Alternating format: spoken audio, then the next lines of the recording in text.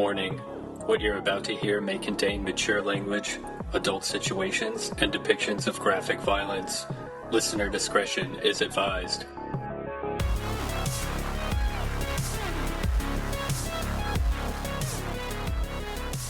We remember the good movies, we remember a few of the really bad movies, and then we forget everything else in between, you know? And there's also movies. Remember that one time we were talking about these movies that we didn't even know existed from like the late 2000s, like early 2010s. It was just like a baffling, featuring like pretty well-known actors and things like that.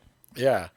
And I mean, and of course there are certain time periods that you can point to and say, this was a very good period of time in this, from this, whether it be in American cinema or somewhere else, that they were making this type of movie very well. You know, like you could point to the 70s and being like kind of like these gritty crime dramas or character studies were very good from that period. Horror movies very good from this period, and so on and so on and etc. You know, action movies very good in the 80s type of thing. That's definitely a thing where like there's like a golden era for a particular style of movie. But any decade you look at, the overall quality is about the same, more or less. You know, we're getting some really shitty blockbusters these days, but okay, that's just one type of movie. Well, I'd also argue that blockbusters are not anything. Yeah, it's not a genre, that's for sure. Well, and that's something people have complained about like every single year that movies have existed in the modern era. That's not a fresh concept, and that's always going to happen. Like that's a perpetual type of thought. I mean, also too, I think obviously, like at any given time, there's particularly now what's going on with like writer strikes and actor strikes and these fears of AI writing movies and stuff. I think those are genuine concerns. And there's definitely like certain problems that are specific to certain time periods in filmmaking. But at the same time, like you hear like these like kind of like old guard of directors like who are getting on like Scorsese and Spielberg and stuff saying like the adult mature drama is just disappearing from the cinema, which is not entirely true. Like you can't complain about like The Fabelmans is not a hit and like Spielberg complains about it. Like, sorry that people didn't want to go see a movie about your childhood, dude, and how much you love movies personally. Yeah, the Steven Spielberg origin story. Yeah, right? But at the same time, like what has gotten a lot better, you know, for stories like that is like long format television, you know? Well, that's it, right? That's where they live and exist now. And I mean, there are still like dramas and thrillers and things like that being put out. There's just less of a focus because the big money making is like event blockbusters, superhero movies, action movies. Well, but but to a certain degree, right? Like for some of those things, that's like actually a better format, you know, to tell some of those types of stories because of the room to breathe that they provide. And, you know, for a particular, like, you know, a 10 episode show is, for depending on your type of story, can be a much better delivery system for than a movie itself, particularly like with now like I mean, like you think of television as cheap because for a long time television was just cheap. Well, that's not the case anymore, right? So why should we turn our nose up to it as not, you know, cinema, you know, quote unquote. But it does make sense that the better stuff is just getting dumped on streaming and gets lost in the shuffle. Yes, and it's hard to find that stuff when everything that's trending and is the most watched may or may not be actually good. I mean, I think that is kind of the bigger issue that I think it is. And I think this has always been an issue, but I think right now, more so than definitely like, you know, 20, 30 years ago, and maybe ever. I mean, but the sheer volume of stuff being produced is the problem. There is way too much stuff being produced, and it's not just like not to say that like, a handful of movie studios should have complete control and they decide what 5 movies you see a year, but it's just like so much stuff, so much crap that everything, like you said, is getting lost in the shuffle, and 90% of it is not good, right? And it's just like constantly trying to like go through like these streaming platforms and find something is exhausting, so you end up not giving a shit. That's the bigger problem, I think, right now, is the quantity of of things just being like pumped out. And it gets much harder to find the hidden gems because everything looks so similar and generic. Like you can't even, right? You used to be able to look at a video or a DVD or watch a trailer and be like, oh, that looks kind of interesting. Right. It has something about it, like some kind of a hook. But then there's like 50 pieces of content that look similar, and then they're also presented in similar ways, so they're all like, I mean, I don't want to single out like Shudder specifically, but I can speak with some authority on this.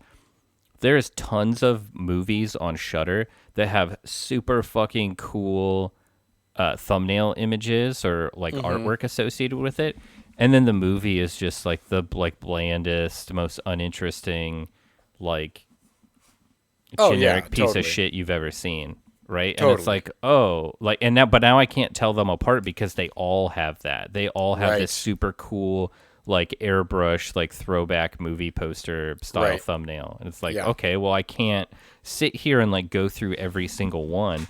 But if I watch the first like 2 seconds of the trailer, I can already see like it's not going to be very good. Well, the way I kind of liken it too is like, I remember being a kid, right? And I had $20, right?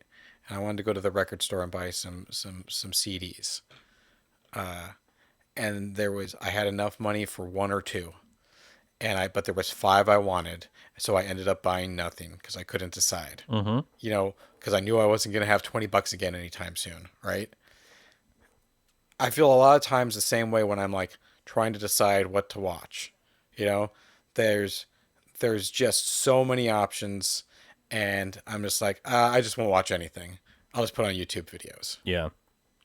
While I do something else, because I don't want to waste time trying to figure it out. So that's another problem. And like I wanted to say too, like I know I just said the thing about backtracking a little bit about like how longer format television is a better venue for some of these types of stories. That being said, like I love going to the movies. There are definitely movies that are like much better, or at least even if they're not like quote unquote better, like that is the ideal way to see them is on a big screen. Like I know you didn't like Nope very much, which is a movie I love, but like I think you could agree that it's definitely a movie you want to see on a theater if you're going to see it. Yeah, you're 100% right. There's so many movies that I regret not seeing in the theater, like, and I wish that I would have. Because you can even when you watch them on streaming or even on Blu-ray or something, like you can tell you're like, oh, this would have been awesome in a movie theater. Yeah. Oh yeah. Like I watched watching that one again at home. Still a great movie, but like there's something genuinely like missing from the overall experience, Yeah, and I can actually like, even though I did have like a mixed feeling about that movie, I can sort of. I think I know what you're getting at as far as like this specific moments and sequences and things from that movie. Right. I mean, that was just the movie that came to my mind about like what's a movie that I saw recently in the theater, or relatively recently in the theater that was like this had to be a movie going experience to fully get the most out of it type of thing. But yeah, there's lots of examples. You know what I mean? Like there's so many. Like, I mean, imagine. If you didn't see Jurassic Park, in a theater and you just saw it on TV that was the first time you saw it, like still good, but you're missing something. Yeah, definitely. Or like, for example, Renfield. Exactly. Right. That movie was miles ahead in the theater. I did actually see it in the theater, unfortunately. I was being facetious on that one. I am very surprised at your reaction. Oh, I was being facetious too. It is. There was no reason to see that movie. There's no reason to see that movie, really. Period. Yeah, absolutely. There's definitely no reason to see it in a movie other than like one night I was like, I want to go to the movies. This is playing. Yeah. I want to see Nicolas Cage be Dracula. No, I wish I would have seen the Batman. Yeah. In the theater, I think that would have been very cool. It was very cool in the theater. But that's just the way it is, All out of my favorite movies I saw as a little kid, and I never even had a chance to see them in the theater because they came out before I was born. Oh man, you know what I would have liked to have seen in the theater is fucking No Escape, starring Ray Liotta. Yeah. I think that would have been very cool to see at a movie theater. Yeah. But it's not possible unless they invent time travel specifically for movies. You know what movies I didn't see in the movie theater is any of the movies we're going to be talking about today. Same.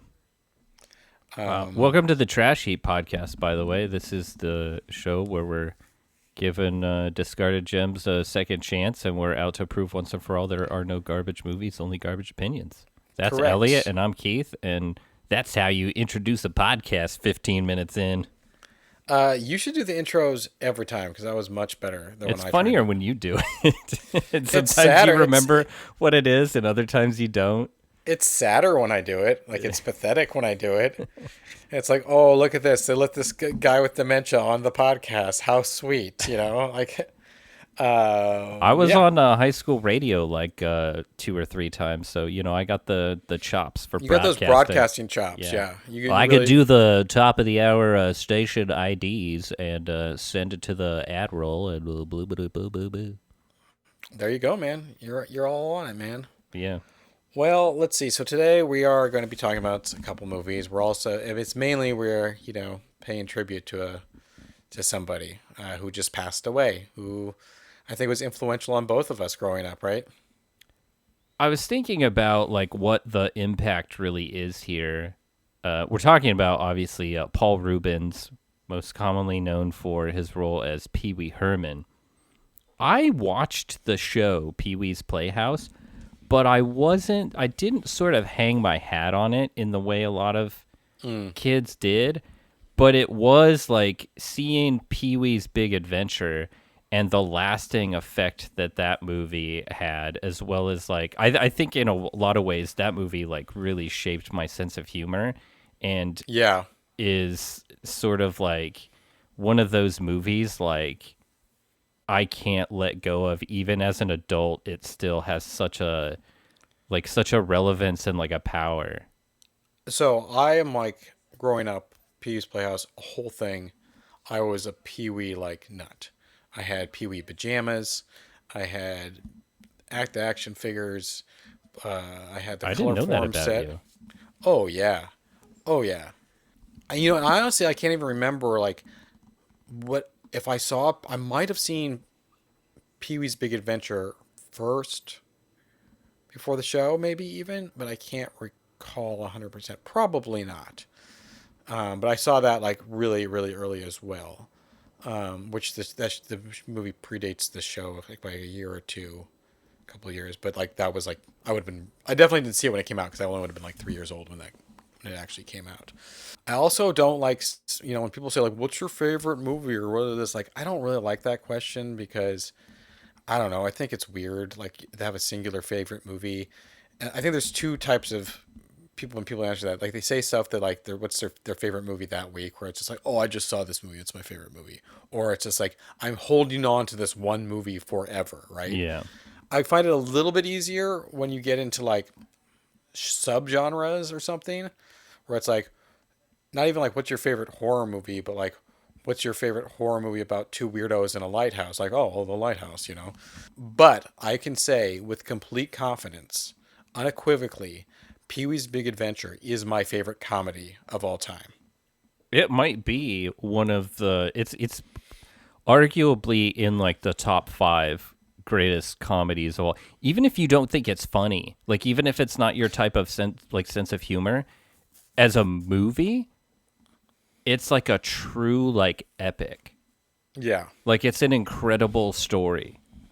As a like creative person, like you don't get opportunities to make something that magical, like very often in your life. Like the pairing of Paul Reubens and Phil Hartman, who co-wrote it, and Tim Burton. It was really like a sort of like aligning. Tim Burton's first movie. Yeah, that's fucking nuts. I listened to an interview, not an interview, it was a panel where Paul Reubens was telling the story of how he got Tim Burton for that movie, and it's a long, meandering, like... Yeah, I think I've heard that too. Goofy story. Yeah. But the big takeaway that I got from it was I didn't realize that Frankenweenie was originally a short that he created. Yeah. I had no idea. Paul Reubens kept mentioning Frankenweenie, and I was like, he must mean Beetlejuice. Right, because like Frankenweenie came out, like the movie came out like, what, 10 years ago? Yeah, 2012. Yeah. And I was like, this doesn't make sense. And then I did some reading about it, and I was like, oh, he had this short that he created and was shopping it around and showing it to people. That's wild. Which that short's really good too. Yeah, I'm kind of curious to check it out now. Like, it was really interesting hearing the story of how, like, Paul Reubens, like, bought a book about directors because he was like, I need somebody to direct my movie. Yeah. Like, if you hear the story, it sounds like just like complete nonsense of how it went down. But, and obviously we're here more to talk about his, because this is the Trash Heap podcast, not talk about his hits, but about his lesser loved movies, so like Big Top Pee-wee and Pee-wee's Big Holiday. But just like, I think to cover all the bases and really establish like why, I think a lot of people have been really hit by his passing is like that movie, that show were so completely realized. You know what I mean? Like Pee-wee Herman as a character is so realized, and it's not just a weird character who does something weird. Like, it feels like a real person almost, and I think it's kind of like, where you ever met like a kid, like an actual kid in real life who by all accounts seems like pretty like basic and normal, where it's just like, oh yeah, I like this thing, I like dinosaurs, I'm on the Little League team, I collect Yu-Gi-Oh cards. Like, oh yeah, what's your favorite movie? It's like Blue Velvet.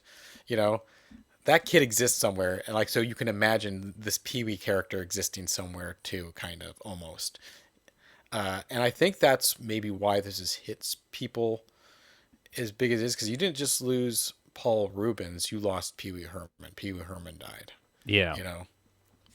Because I'm usually not really super affected by the deaths of celebrities, even celebrities I admire, because I don't know them, No, but he really created something special. Yeah. And with characters, you can often come to feel like more connected to them than real people. I mean, maybe not real people that but definitely like just a celebrity or something, because like it's why we cry when somebody dies in a movie. It's because we've gone on a journey with them and we've experienced things with them, and we've related to them in ways you cannot relate to just some random stranger who happens to be famous.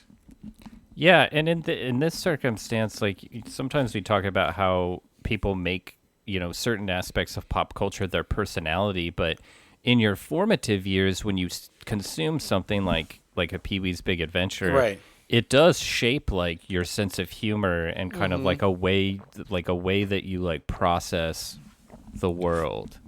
Absolutely. And just like when we say sense of humor, and maybe this is why it's my favorite comedy, and I just kind of got lucky in seeing it at the right time and development or whatever. But like, to me, if I'm talking about I love comedies are great, nothing against comedies. If I look about like what are my favorite movies, very few of them are comedies, because to me a lot of times comedies kind of exist in the time that they were created and aren't meant to last very long. Yes. You know what I mean? Like, comedy gets dated very quickly, whether it's not just comedy that's perhaps like solely topical, like political comedy or commentary on something of the moment. But I mean, it's just like, go back to the 50s, what are the jokes about? Like, my wife likes to shop, like, well, that's not funny anymore for a lot of reasons, Women funny. Do be shopping, though. They do be shopping. It's true.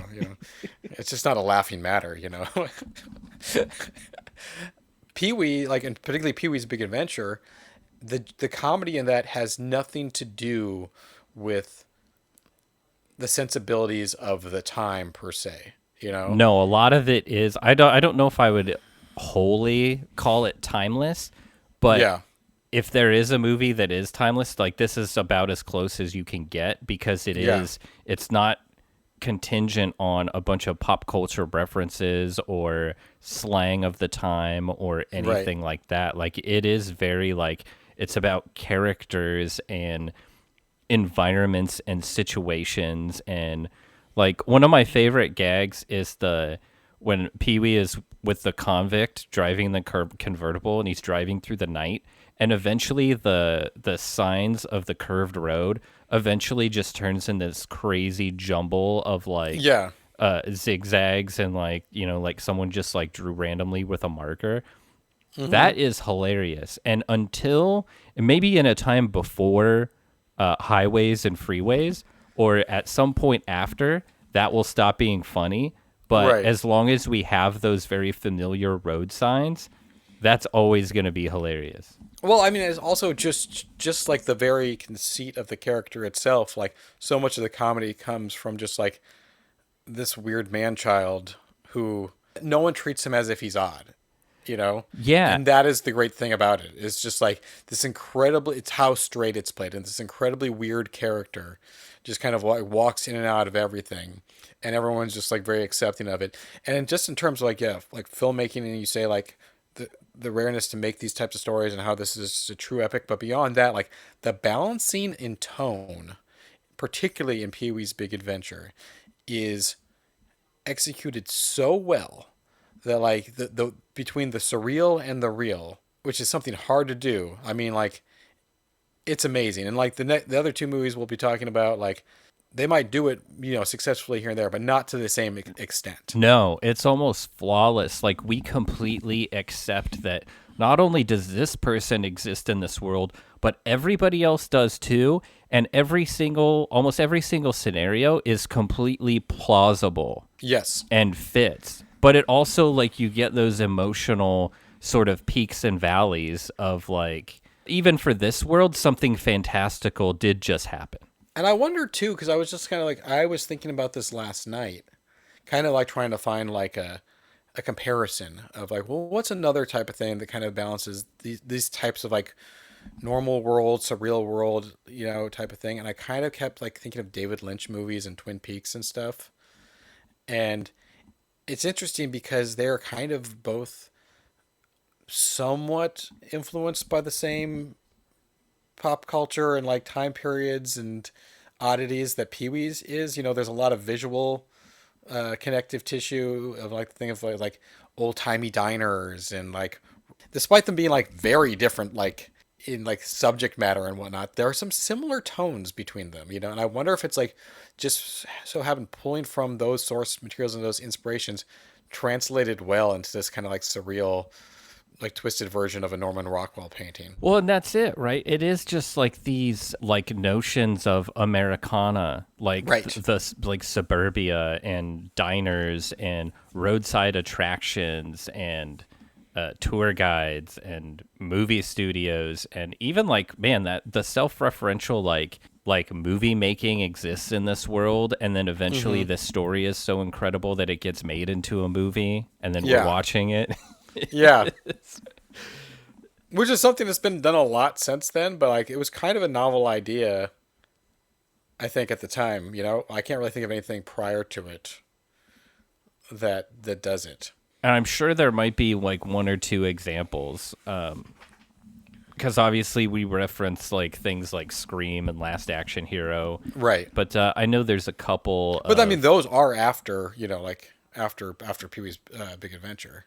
Yeah, but I know there are examples here and there, and it's like the kind of thing that you do, like the stroke of brilliance you experience early on when you have a fresh idea and the energy to kind of see it through, right? We've talked about a lot of directors and writers and things like that who like they have their one good idea and it's a home run, and then that was where they peaked.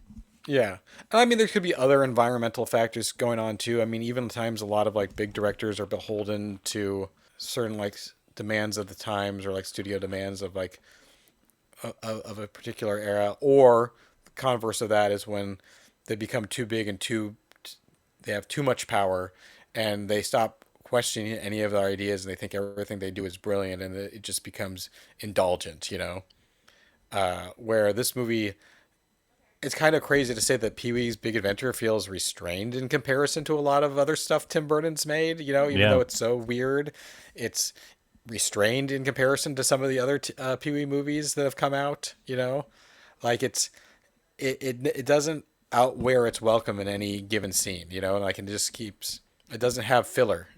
And that's where like it's just the perfect storm of all the people involved, right? Because for the sequel, Big Top Pee-wee, Phil Hartman did not co-write it, right? And I don't know who it was directed by.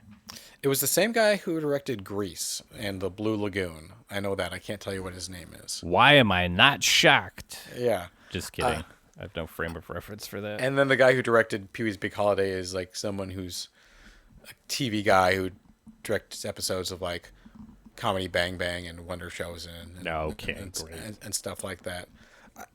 Now, we're not here really to talk about Pee-wee's Big Adventure Forever. I do think it's kind of funny that is kind of like is considered a cult classic, even though there's nothing really a cult about it. It was a huge hit, and Pee-wee was like a gigantic phenomenon when it happened. But yeah, I mean, I guess I mean, like I don't want to like harp on like his scandal or anything, but I mean, like I think all that kind of. Oh well, let's just get it out of the way. I really don't want to like get too deep into it, but yes, Paul Reubens has the coolest Hollywood mugshot of all time. Okay. There's something that's actually he looks awesome in it. Perplexed me. It was like how quickly he had grown his hair out in between seasons of Pee-wee's Big Adventure. Yeah, Pee-wee's Playhouse. Very impressive. That was the crazy thing. But I think because of that, I think like he would fit right in on the like the diehard like terrorist squad. Oh yeah, dude. You know what I mean? Like I was like, holy shit, what a cool looking dude with the goatee and everything. Awesome. Yeah, but I think because of that, I think people like sometimes don't really recall like just how massive all those things were, and it seems like an oddity of the past. But anyway, but we are going to talk about an oddity of the past, which is Big Top Pee-wee, and then an oddity of the present, which is Pee-wee's Big Holiday. That's what we're really here to talk about. Yeah, Big Top Pee-wee. I just watched this for the very first time. I had never seen Big Top Pee-wee, and I didn't really have any interest in it either. Interesting. See, okay, this is actually crazy because I don't think that movie is as good as Pee-wee's Big Adventure. But I mean, like, yeah, we just talked about how amazing it is. Like those are big shoes to fill. I think Big Top Pee-wee is very underrated overall. I really like it, and if you look and compare it to like the newer one, Pee-wee's Big Holiday, if you just look on IMDb, like Big Holiday has like a 6.2 or something out of 10 stars, and like Big Top only has like a 5 or a 5.1, or maybe it might even be lower than that. And I don't understand completely why. I think certainly it has to do with the fact it's kind of weird because, you know, Pee-wee's Big Adventure comes out. It's not really a kid's movie per se, right? His character that he did, you know, the kind of led up, you know, his like stand-up character that he did that led to the movie was actually acted more like a little kid, but was not a kid. It was not jokes for kids. And then he does a kid show right after that, after these things, that really catapults him even higher into stardom. And then he does Big Top Pee-wee, which is not a kid's movie, you know. Well, so I did some reading because I was curious about the phenomenon behind the origins of the character. Yeah. And apparently when he started doing when he had that first run of sold out shows, when he first started performing as Pee-wee, he did 2 shows.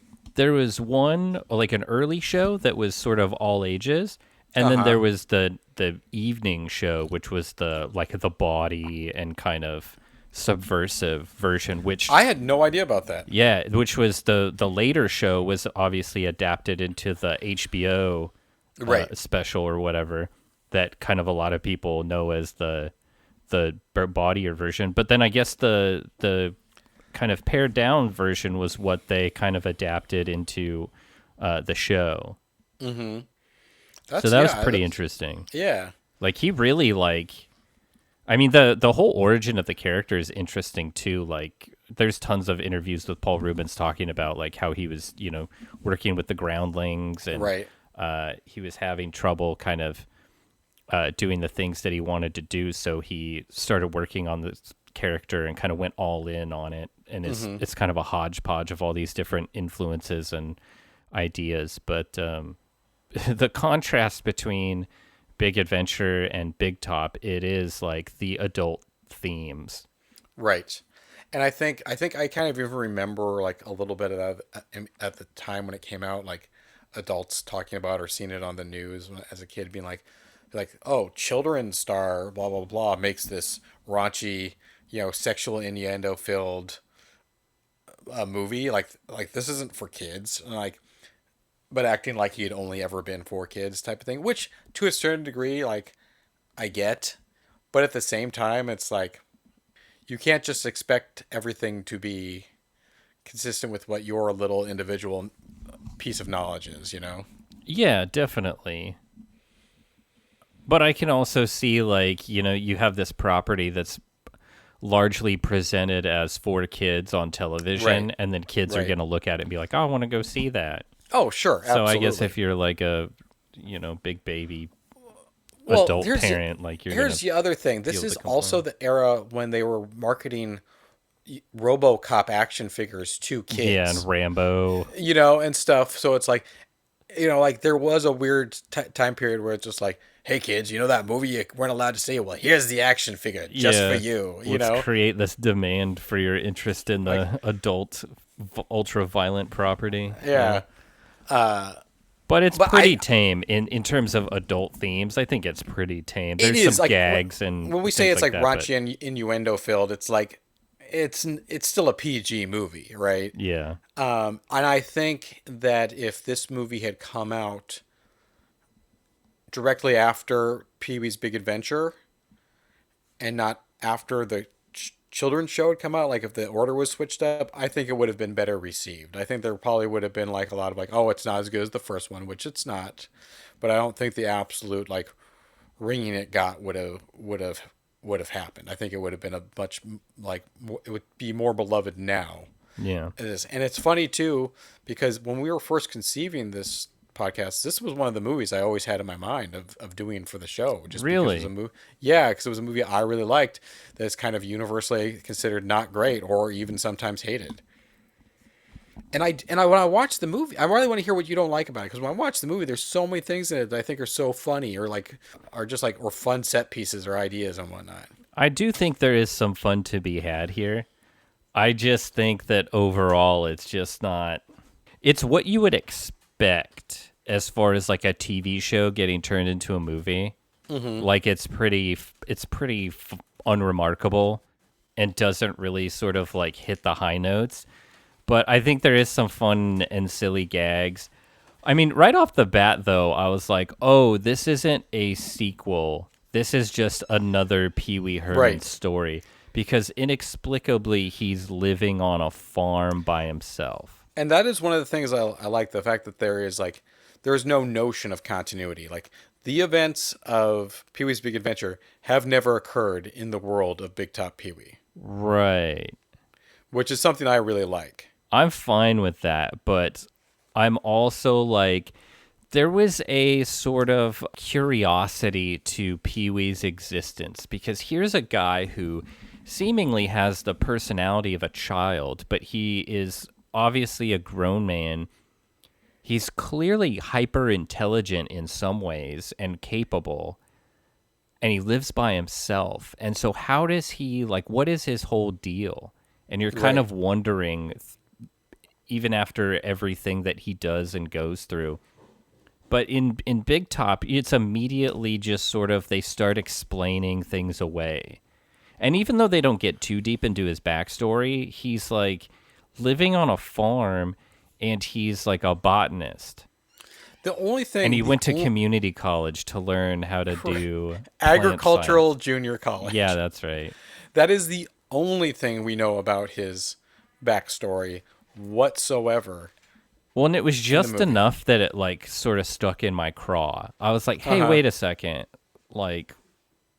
because now I'm asking questions that I didn't really care about before. Right. I'm like, wait a second, how does that work? And not in like a awe-inspired way, in more of a like, what the fuck's going on here? Why does he live on a farm? Why does he have all these animals? Why? Also, if he is a farmer and a scientist, why is he wearing a tuxedo? Why isn't he wearing like overalls with like a red ascot or something, or a handkerchief? Well, see, these same questions exist in Pee-wee's Big Adventure. Absolutely not. If you allow them to be there, why does he live in a magic house with all these weird gadgets? Why does he have a bicycle that should have been designed by NASA? You know, where does he get money? What does he do? Blah blah blah blah blah blah blah. All these things are there too. Now I do think, like we said before, the tone of the surreal and the real is balanced the best in Pee-wee's Big Adventure, and it's not quite as good in Big Top Pee-wee, which is maybe where some of these questions come up, particularly because like the fantastical parts of this are even more fantastical. There's like mermaids and tiny little people and talking pigs and things, you know. Somehow those aspects are very bland to me. Yeah. They feel like pieces of a movie, not aspects of a world. And especially the talking. I liked the pig. I was fine with the pig and the pig wearing clothes and like doing human things. When the pig started talking, I don't know. It kind of lost me on that one. It's weird because when the point where the pig starts talking, right? It doesn't start talking in the first scene, and it doesn't start talking like 2/3 of the way through the movie, and then everyone just goes like, "Huh, you can talk?" You know? Yeah. It's like 5 or 10 minutes in, right? I wish that he would have he would have given the pig like he would have been talking to the pig for a while and then gotten frustrated and then given him like a formula or something, or a special pig food that would have given him the ability to talk and been like, that's better. Or it's like, you know, when he talks to his dog in Pee-wee's Big Adventure, where he understands the barks. Right. He goes, I know, exactly. I forgot. Exactly. You know? And that's why it works. Because it's a man talking to a dog and understanding the bark. Yeah, it's better. I'm not arguing that it's not better. Well, that's the problem I had, is like at every turn I have an example of like a better way to do this. But I mean, like, we're talking like high watermark, not just high watermark in world of Pee-wee. We're talking high watermark in the world of cinema, period. It was very hard to separate that in this case, because it is a grown man in a tuxedo on a farm, and there's a significant lack of whimsy. Maybe in that whole opening, I love the dream sequence. I thought the dream sequence was hilarious. Mm-hmm. But I was like, the dream sequence is great. I was on the edge of my seat. I was like, wait a second. Is Pee-wee in this universe, is he a heartthrob trying to escape like his life of stardom and like start over in the country? Yeah.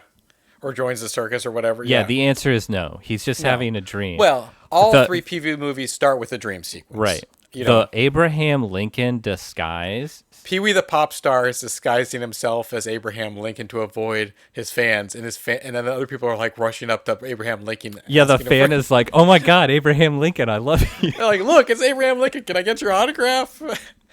That's great. There's lots of moments like that where I was like, "Oh, like there he is. There's my Pee-wee." Yeah. Well, I mean, that is definitely true, right? I mean, like, concisely as an overall movie, not as good. I still like it as an overall movie, but there are moments that are some of my favorite Pee-wee moments of all time within that movie. Like the whole, like, I made your favorite lunch bit, you know, and that bit's very funny. Yeah. I don't know that a lot of that stuff as a characterization doesn't feel like Pee-wee to me. Like, even though there is this sort of, like, demented side, Pee-wee playing the sort of, like, bumbling lover to these women is very strange.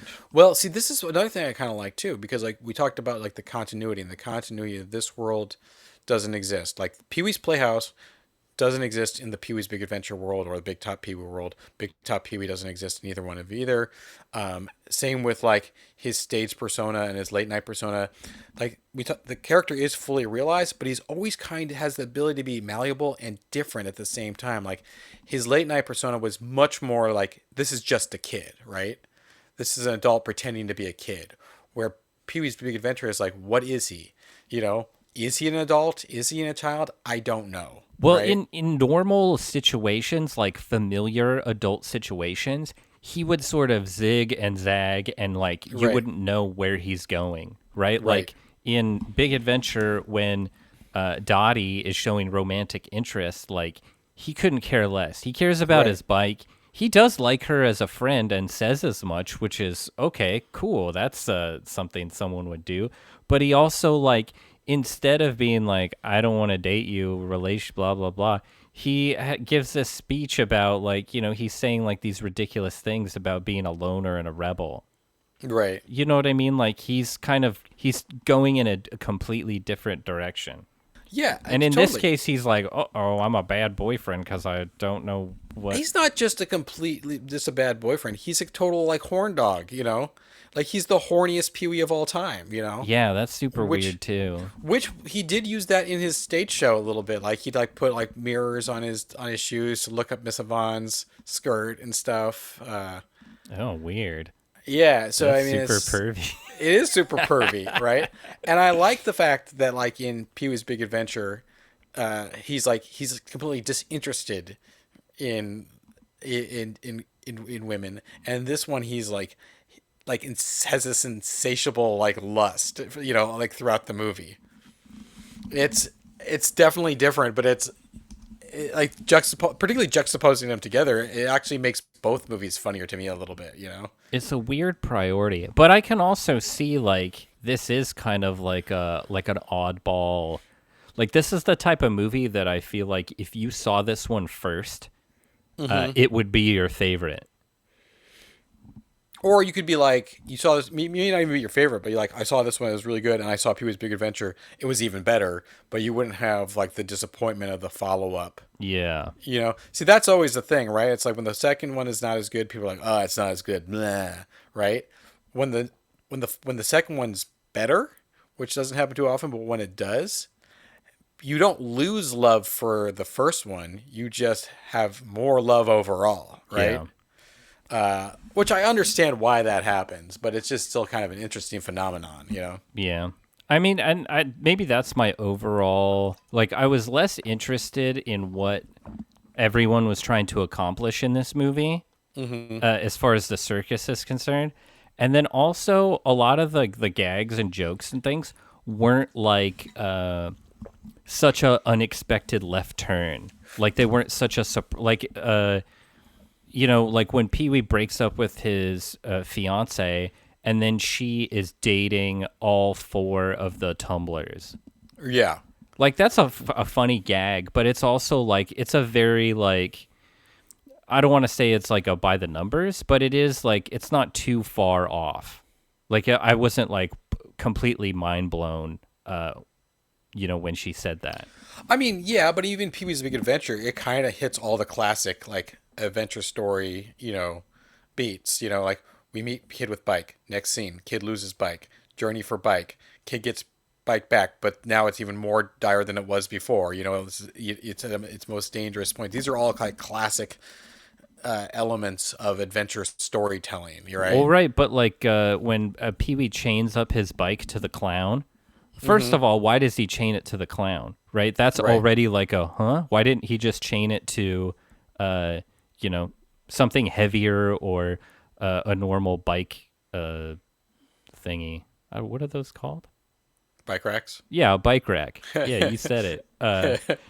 And then after it's stolen, and the chain is impossibly long, right? Like it's the insane, absurdly long chain. And it's also great because you can actually see the hole in the bottom of the chain bucket.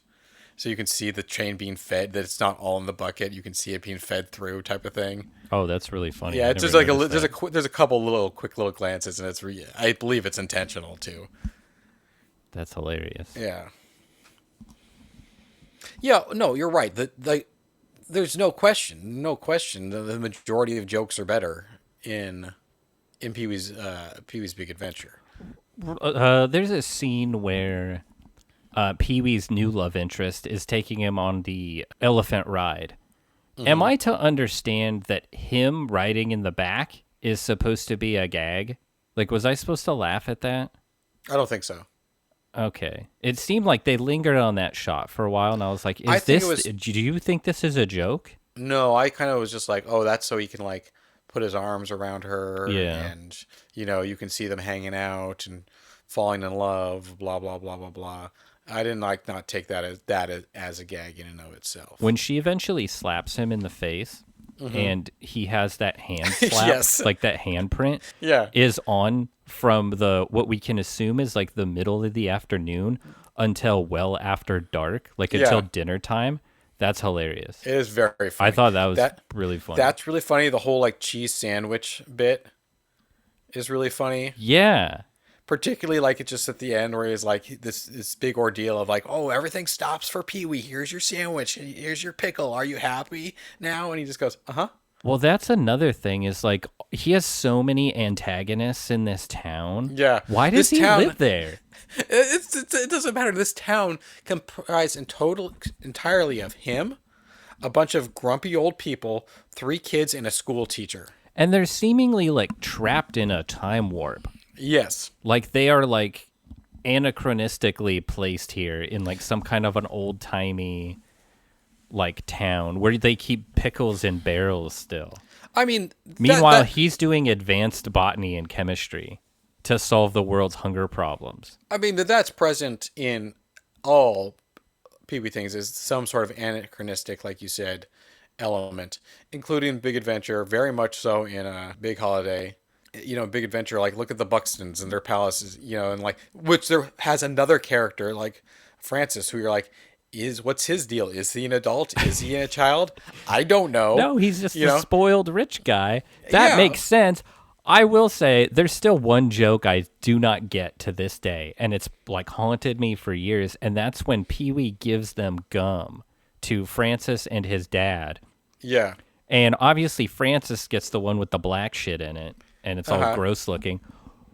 What does the dad get? Because he eats the gum and starts screaming. Is that it? It's spicy, yeah. My entire life, like I've been like, I don't know what the read is here. Like I don't get it. Well, that's the only misfire in the history of an entire movie that is like just bangers, like scene after scene is incredible. That's the one misfire.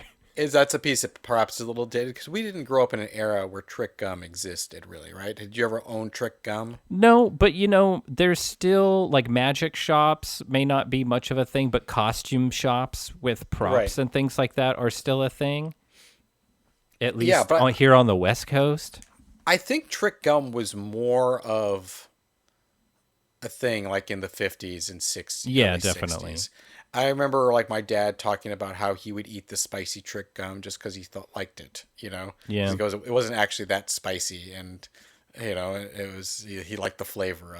But now you can get all of your like little prank doodads and stuff like fake poo or like stink bombs. You can just get those on Amazon. That's true, but back in the 50s, they were using real poo.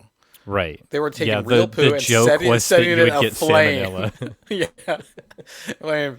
I've heard like that, like that gum with the black gum stuff, that like actually stains your mouth for days. That's hilarious. Like these are not light pranks, These aren't whoopee cushions. These are like serious, like would get into jail type pranks today. That's very funny. So Pee Wee in this movie is doing a bunch of chemistry. He's growing like hot dog trees, which are kind of funny. And he's trying to solve world hunger. Okay, that makes sense.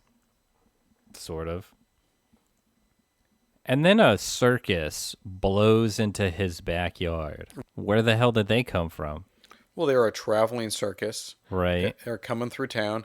Big storm hits. They get like blown away onto the farm. I mean, it's pretty. They explain how that happens. It's just not very funny. Well, that's not the funny part. The funny part is the hijinks that ensue after that. Well, like what? Chris Christopherson, like sleepwalking his way through all of his lines? Is that the fun hijinks I'm supposed to be enjoying? The part where Chris Christopherson flubs his lines and they just keep it in the movie. They left it in the movie. It's hilarious. Hilarious, because they're like that's funny. He called him the wrong name and then like goes and fixes it like as if nothing happened and we're not supposed to notice. And it's so obviously a mistake. I'm glad you like that. I'm not bothered by it, but it's just like a head scratching type moment. No, that is top tier if you ask me. I don't know, like maybe watch it again like next year after, because you said you'd never seen it before. You only have the memory of the Playhouse and Adventure. So you're holding it up against that. Yeah, I was in a pretty good mood too, so I was like willing to give it the benefit of the doubt. By the time the climax rolled around, like I feel like I turned my head and I missed it. I had to rewatch the ending like 3 different times. Were you drunk? Because I was like, wait a second, it just stops? No, well, he's doing this like bit of tightrope walking. This is also my thing is like, we're supposed to think that this kind of stupid farming theme is what saves the circus, and all of a sudden the town has changed their minds about it. The farming didn't save the circus. The magical hot dogs that turn you into children turns the cranky old people into fun young kids. Oh, I must have missed that. I mean, I remember the shrinking hot dogs, but I didn't realize they got all turned into children. No wonder they were having so much fun. You did not see that scene? No.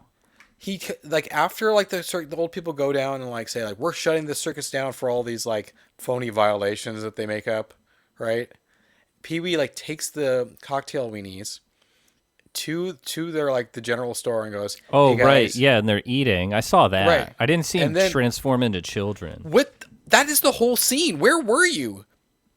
They eat them and they start shrinking and fall down and like it's a very like kooky effect of them like falling out of their jackets and into little kids in oversized clothes. And one of the kids is Screech from Saved by the Bell. How did you miss that? That is the entire scene. I don't know. I remember they're in the general store and he's like, eat up. And then he walks out like and does his little Pee-wee giggle. And then I don't know what happened after that.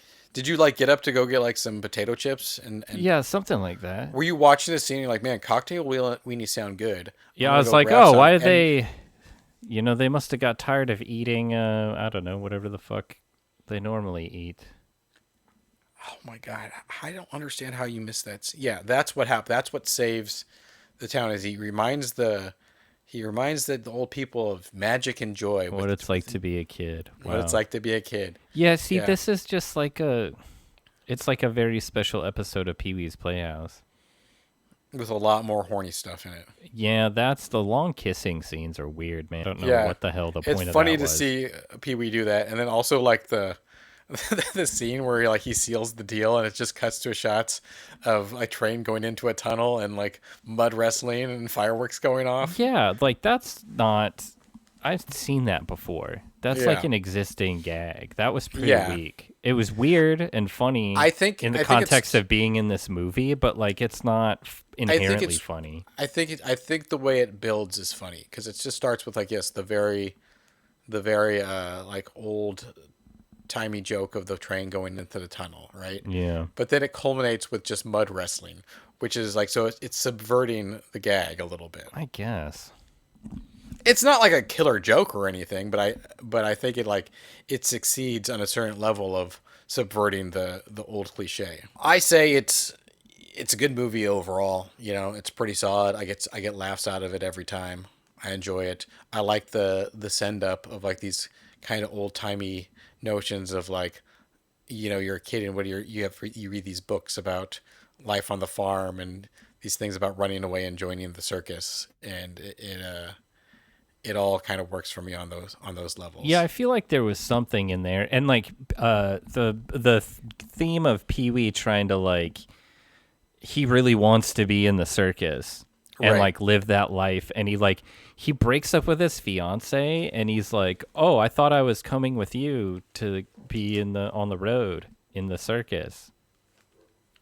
And that's not necessarily the case. But then by the end it is, and then he's like king of the circus. Mm-hmm. And all he does is like a tightrope walk with some farm animals. I mean, this movie exists in the sense where it's not like a joke, where it's played serious about like people running away and joining the circus, you know? Yeah.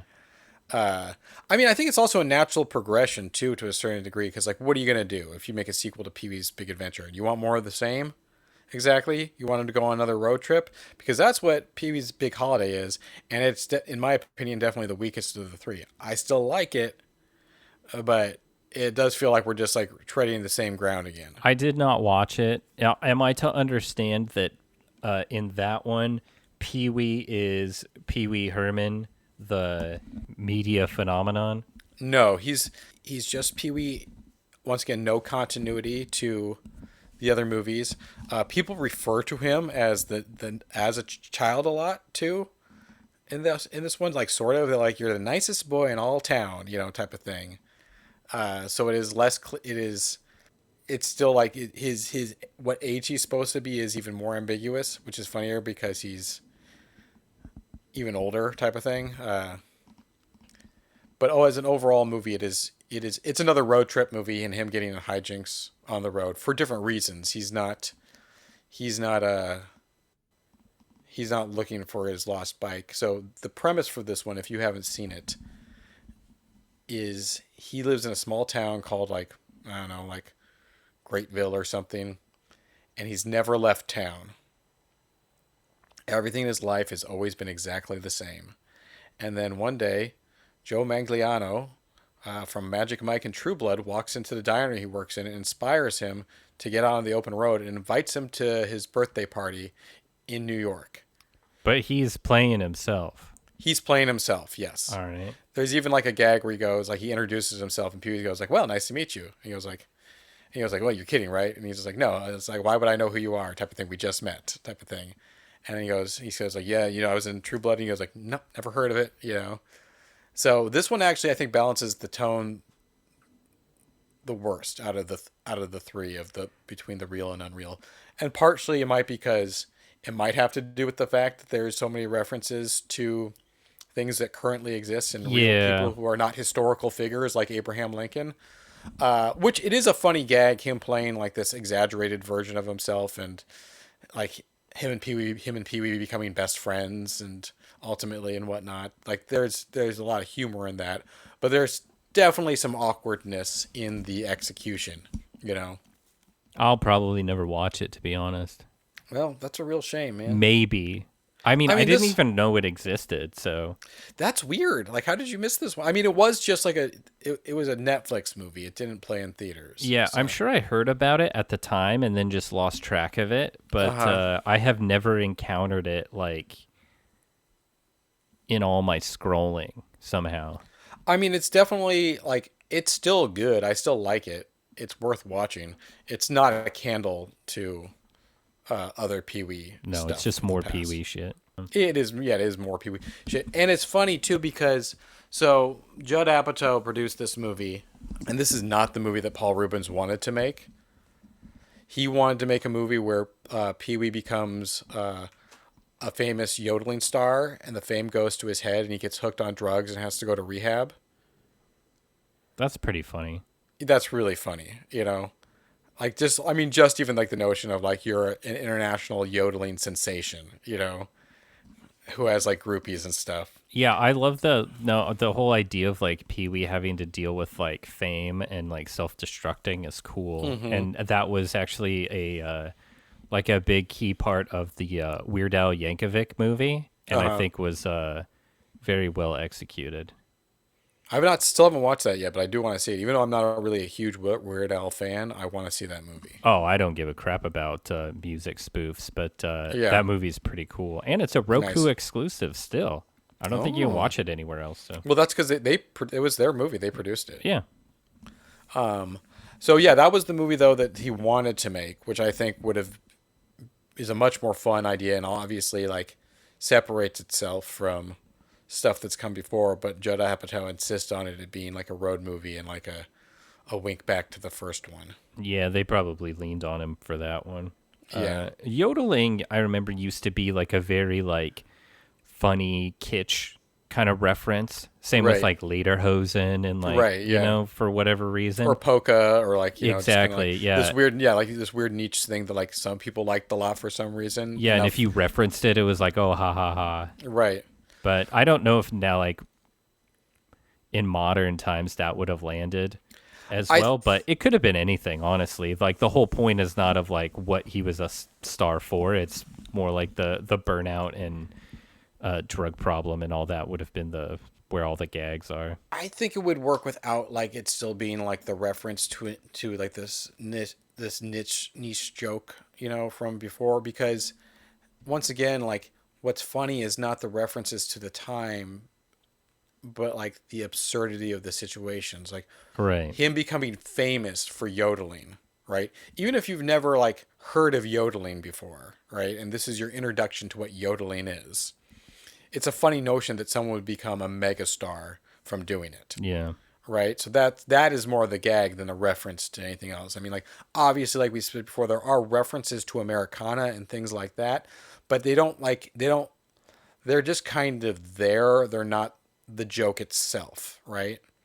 Yeah. It's creating the atmosphere rather than than direct comedy. Yeah, what would have been really funny is for him to be a like a world champion checkers player. Or something like that. They present it in the same way as competitive chess, where it's all these like stern, like emotionless Europeans, and they're like hitting the little clock thing. That would have been really funny. Yeah, something like that would have been. I'm very funny. Like, I'm a Hollywood writer now. I've just crossed the picket line. Sorry, guys. Wow, a fucking scab. Yeah. Yeah, that would have been funnier than that would have been a better idea too. I agree. As far as retreads go, it's a pretty enjoyable retread. Yeah. So I don't have a ton to say about that one. It's also, like I said, like that's one is like if you just go and look at the stupid like IMDb's and Rotten Tomatoes, that one's higher up than Big Top Pee-wee, and that's baffling to me. Yeah, so here's the thing, and just to like rewind this a little bit, I don't think Big Top is like exceptionally terrible. I think it just has a lot more things going wrong, and sort of like it definitely feels like it doesn't have the same sort of confidence and creative energy. It's just very kind of like, okay, this is a movie version of something else. Sure. And I'm with you on that. I mean, like, not 100%. I do think it's a better movie than what you're describing, but I understand and get everything you're saying and take that perspective. I guess possibly too, since I've seen both of these movies, like I'm not like watching one for the first time. Like, yeah, I can separate them a little bit better and not compare one to the other as much. You know, like I said, there are individual moments in that are, I think, as funny or like they're like some of my favorite Pee-wee moments, just period. Yeah. Like what? The sandwich scene, like him like trying to order the sandwich. What a crappy sandwich too. I know, that's also the thing too, where it's just like it's not even a sandwich, right? He wants it so bad, but it's literally like it's just cheese and bread. Like he didn't put I don't think he put any mayo or anything on it. No. And like throwing over the checkers to get to the pickles. That was and like pretty funny. The huge production about it, and like literally what sells it to me is like it's building up to him like Pee-wee's supposed to be feeling bad about like how he's disrupted things, and the guy goes, "Well, are you happy?" And he goes like, yeah. And he's just like, and then the scene just cuts. That's hilarious to me. The egg salad stuff is really funny to me. There's some the what do you mean, Mace scene where he just keeps asking, like Chris Christopherson is trying to explain something to him, and he just keeps going like, "Well, what do you mean, Mace? Well, what do you mean, Mace?" And it just keeps going on. It's like, I mean, it's a cheap gag, but I am sometimes a sucker for those gags that just keep going on for so long that they become funny, you know? Yeah, Chris Christopherson as a straight man didn't work for me. He was not, I don't know what it was about him, but he was not the right guy in that place. I did like his wife though, the tiny little, the world's smallest woman. That's kind of funny. Yeah, yeah. There's just stuff like that works, and I like it, and I'm okay. I loved at the beginning when all the farm animals were sleeping in beds with like, pajamas and stuff. Yeah, that's pretty fun. Yeah, that's good. The part where he feeds the birds, Yeah, that felt like a Pee-wee gag where he's doing something weird and then it kind of backfires. Right. Yeah. And he's like, "Oh, sure, I'll chew up this worm just like the mama bird," and he's like about to throw up. Like he does it so nonchalantly. He's like, "I'm in over my head." Yeah. Yeah. Yeah. There's lots of stuff like that in it. The kids he's like take a picture that lasts longer, and the kids rip out the old timey cameras. Oh, that's hilarious! And he starts doing like the weird pin up poses and whatnot. That's good. I'm honestly I'm drawing a blank on scenes. What's wrong? You ran out of things to laugh at, huh? No, I still got more. I watched it the other night and I laughed all the way through. All right. All the way through. The hand slap, yeah, that's hilarious. That's really funny. That's really funny. And she's just walking around dinner with that fucking hand on his face. Oh, yeah. God. When she's picking up, when his ex-fiance is picking up the groceries for the circus, and the two old ladies are like, "How does she stay so thin with eating so much?" Because they think it's all for her, and the other one just goes sticks her finger in her mouth, suggesting she's bulimic. Mm-hmm. Yeah, making that's a very unexpected scene from that lady. So it is hilarious, not necessarily in conception of itself, but because of who's doing it, right? Yeah, when you didn't see it coming, which is great. That's my favorite kind of stuff. So there's a lot of that, right? Yeah. It has a weird cast. We mentioned Chris Christopherson, but there's also character actors out the wazoo. Yeah, the dwarf guy from Waxwork is in it. He's not. He doesn't have a whole lot to do. It's I know a lot of people just laugh because he's a little guy and has a funny accent, but he doesn't really have anything to do. Mm-mm. He was much funnier in Waxwork. Kevin Peter Hall's in it. Franco Colombo's in it. The Predator himself. Yeah. Benicio del Toro, I think it's his first movie. Wearing some pretty cool makeup. There's a bunch of old recognizable old person character actors. There's one or two other people in there that you'd point to and go oh, that person. Pee-wee's love interest is, I forget her name, but she's Penelope Ann Miller. No. Oh, not Penelope Ann Miller. The other one. The other one. Gina. Yeah, she's from Hot Shots. Right. Yeah. So she's been in Hot Shots, the two Hot Shots movies, and this. Yeah. That's about it. But she's good. She does what she needs to do. Movies, but...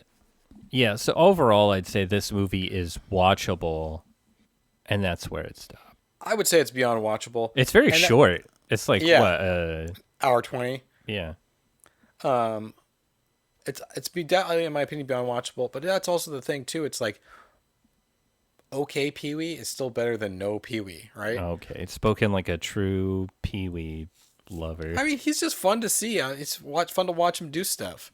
He's just you get happy seeing him. Go on. I see Pee-wee and I'm happy. You're a simple man. Yeah, that's really all I need. Somewhere there's a picture of me as a little kid wearing Pee-wee pajamas, which is just the suit in pajama form, wearing a Pee-wee mask, and holding in my hand a talking Pee-wee doll. Somewhere there's a photo of an adult you dressed up like Pee-wee. Oh, there's plenty of photos of that. I could pop the suit on right now. I still got it. It still fits? Oh, yeah. Oh, yeah. Like a glove. Yeah, like rules. A glove. Pee-wee's dead. It sucks. Yeah, he was a very lovely person, seemingly, and he has great stories and was not real nice to people and stuff. So, seemed like a good guy. Yeah. I can't know for sure, Right. I don't like to have idols because, who knows what they're like. But yeah, as far as his creative efforts, he truly made a difference. Well, yeah, mostly my admiration for artists and stuff, it's not so much in the idol form so much as like I admire their work, and sometimes they're very interesting to listen to them talk about things and their perspectives. But in terms of like idolizing them as individuals, that doesn't happen to me really that often. And like I said earlier, I think a big thing was because he embodied this character so much, it's like the character died, right? So you're not just mourning the loss of a person, you're mourning the loss of Pee-wee himself. Yes. So, seemingly the ageless character who would never die is dead. And if he can die, what hope do any of us have? Oh, man. Well, on that note, this is our tribute to Pee-wee Herman. Thanks for listening to our show. We'll be back with something less relevant next week. Yeah. Or the week after or something. There's a good chance we'll probably do something like, I don't know.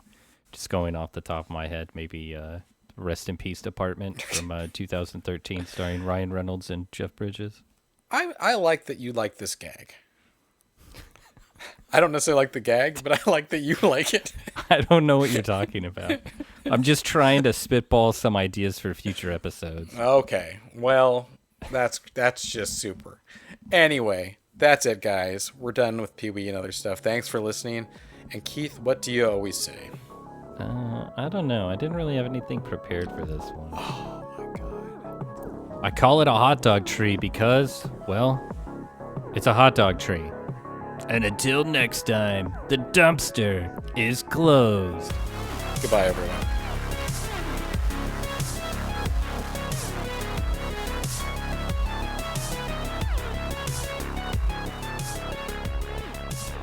Show's over.